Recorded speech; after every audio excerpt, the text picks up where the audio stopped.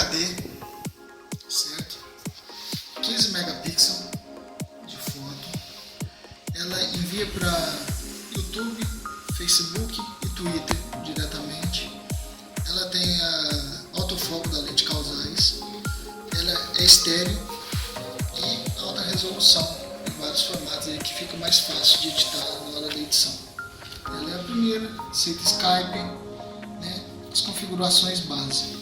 Então dê uma olhadinha nela aqui e vamos começar o unboxing então. Primeiramente,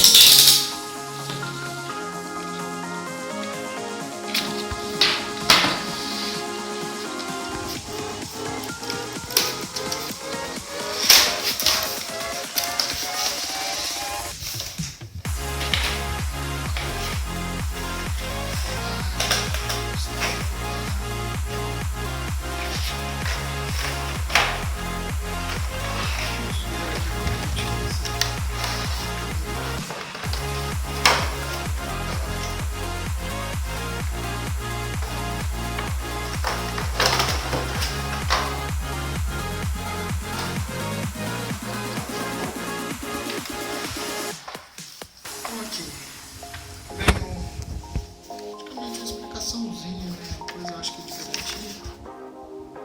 Isso. Condições de garantia.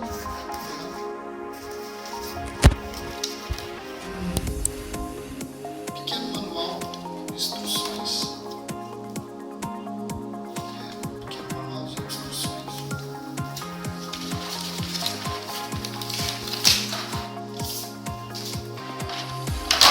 Está a câmerazinha. Olha só. Ela é bem compacta. Bom, ela tem um fogo muito grande, sabe? Quantas voltas tem aqui? Se eu não me engano, acho que são 3 metros de fio.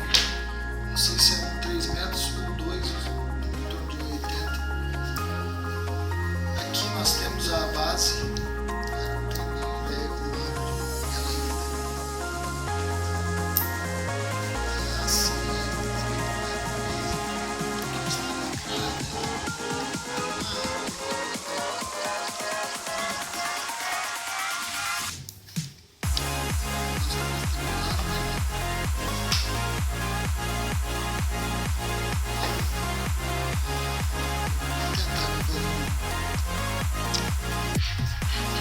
pequeno prato cirúrgico aqui, para ver se soluciona o problema. Isso não é que soluciona. Beleza. Você vê que ela tem aqui uma borrachinha que ajuda muito a dar tanto no monitor quanto em qualquer lugar que você queira. Aqui também, ó, na parte de cima, na parte de trás. Uma câmera muito bonita também. Pode ver que ela é toda esse detalhezinho black piano, né? A lente causais, dá para ver que vários celulares usam, vários tipos de computadores, facecam, né?